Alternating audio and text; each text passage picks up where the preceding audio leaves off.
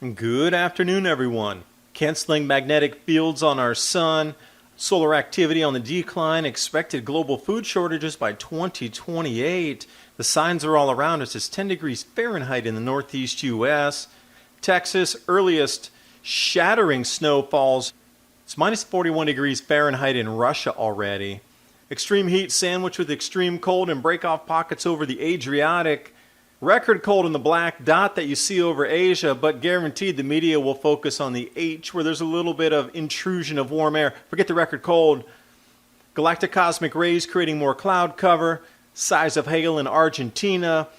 All-time record snows Canada in October. More snow on the way in the same areas. Smoke visible from the California wildfires. But ground level, that's even more terrifying. We're looking at long-term climate cycles going back 12,000 years, but the Illinois Science Council guarantees us it's global warming, it's CO2 creating all the snow. Now, if you want to understand more about the electric universe and the electromagnetic connections from our sun to our earth, put together this reading list in my Amazon portal here, linked below in the description box, as well as a grand solar minimum reading list, get you more familiar with the changes you can expect through the next 10 years as our society resets itself. I'm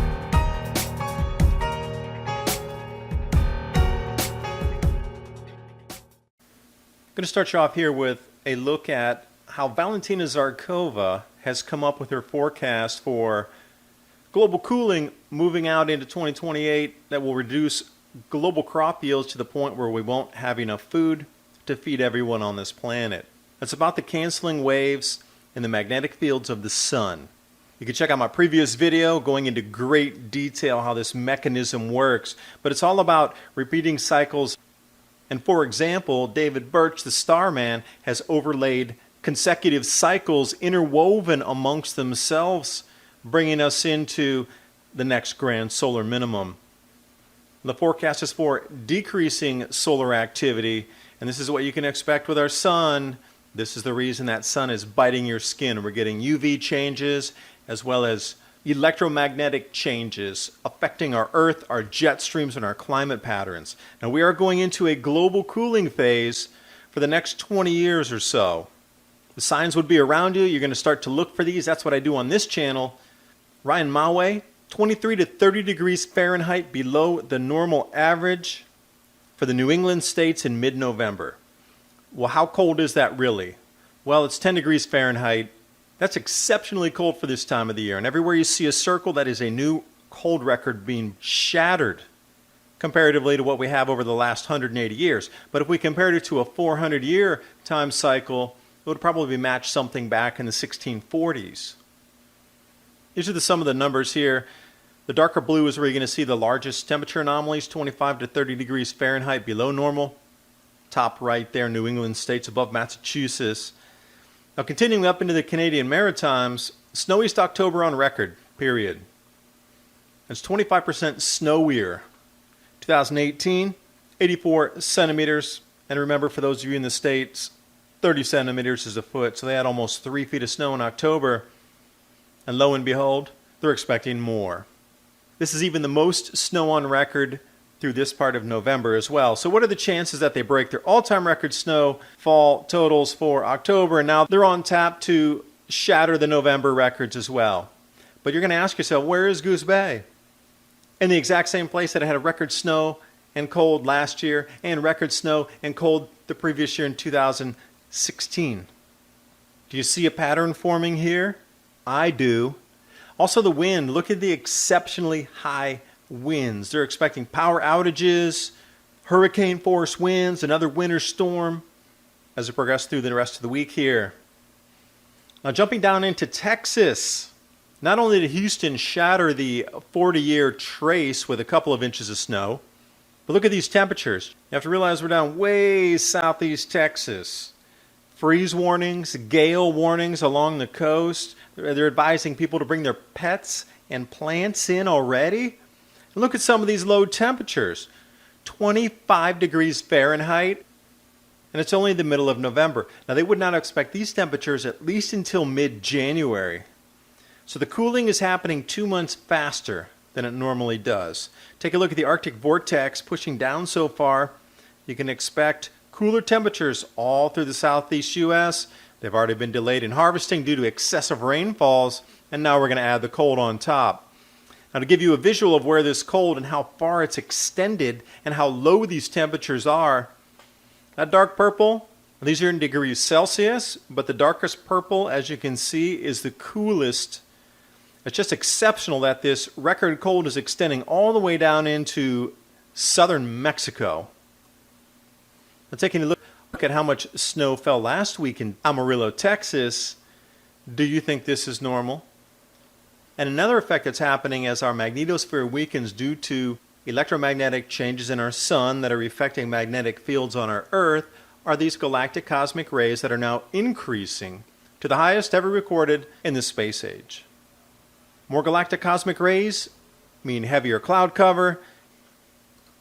And we'll take a look right down onto the North Pole in the Northern Hemisphere, where you see blue and purple, cold. Where you see that dark black over Central Asia, record cold.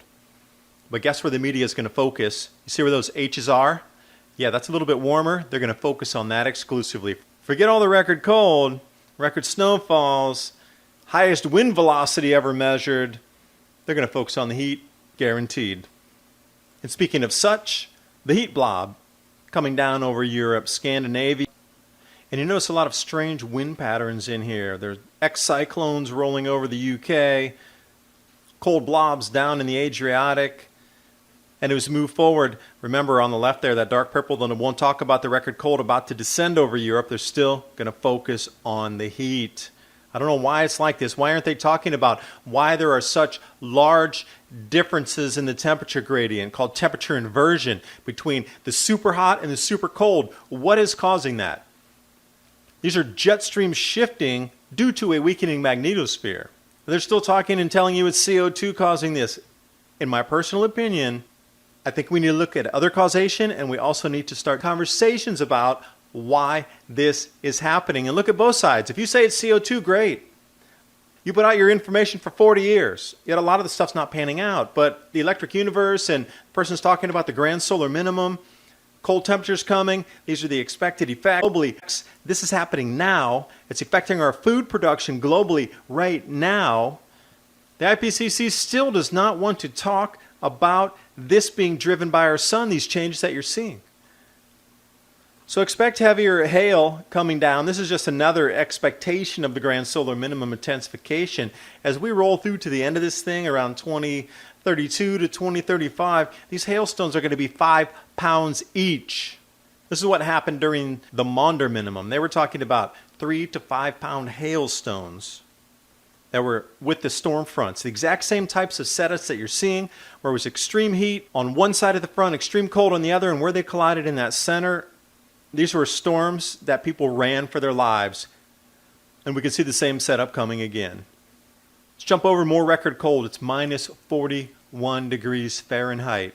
Now remember, you have to go from 32 at freezing down to the 0 point, like 1 degree Fahrenheit, 0 degrees Fahrenheit, and then go 41 more degrees down from that. So it's 63 degrees below the freezing point. That's how cold it is. They don't get these temperatures until, mid-January as well. This is 2 months early, this type of cooling.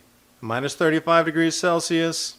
And it's continued. It's not been like this just one day. It's been like this since the first week of November, and it continues. Like winter has set there. January, February temperatures, early November. Take a look at the map here. You can see where this extreme cold is. That's exactly that black circle that I showed you on the millibar map earlier. When the Russian media picks up and talks about how rare and how cold it is, and it's record cold in their country this early, maybe it's time to take a little notice, because it happened last year and it happened the year before as well. So my projection would be it's going to happen next year. It's going to get colder earlier and even deeper temperatures.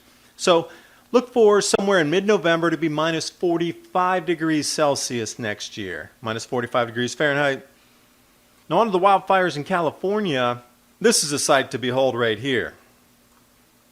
So the causation ranges from everything from forest mismanagement, where they didn't clear cut some of the deadfall, to the power companies creating sparking off the lines that's creating all these fires all over the place, to arsonists, to droughts caused by global warming, and everything in between. But regardless, the smoke coming off of this is equal to several volcanoes of ash.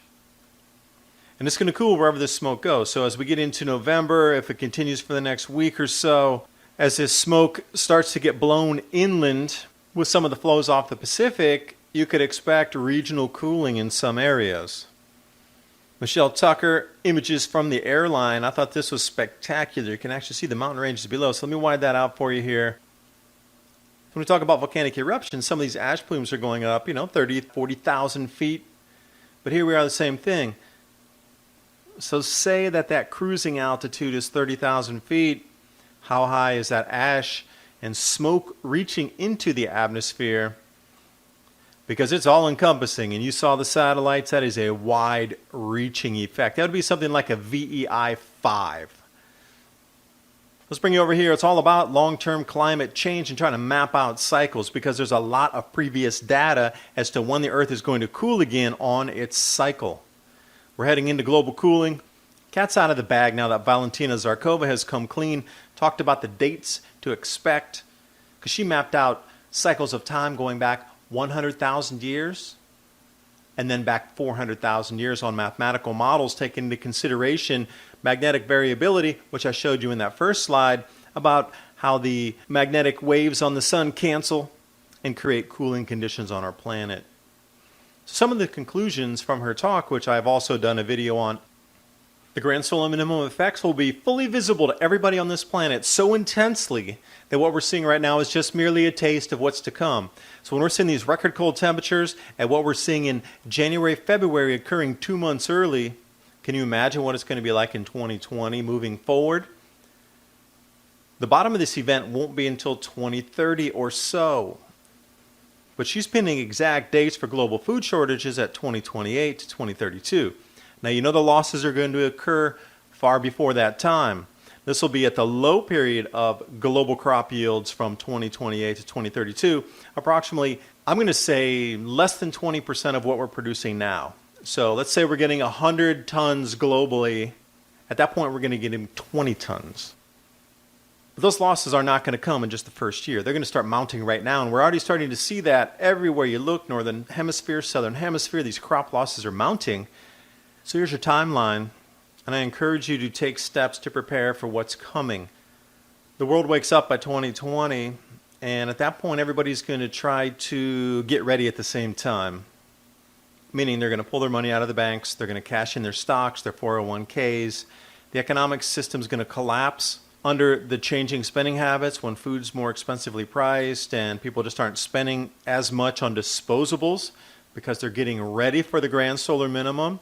There's going to be a huge diversion of where that capital flows into, which companies, which industries. So the economy is going to shake first. You're going to have the population migration, the weather events, the crop losses. And it just played out again and again in time. It's just a repeating cycle. For me, it's quite liberating, because I know the timelines, so now I'm enjoying every day. I'm living more in the moment, shall we say, for each day.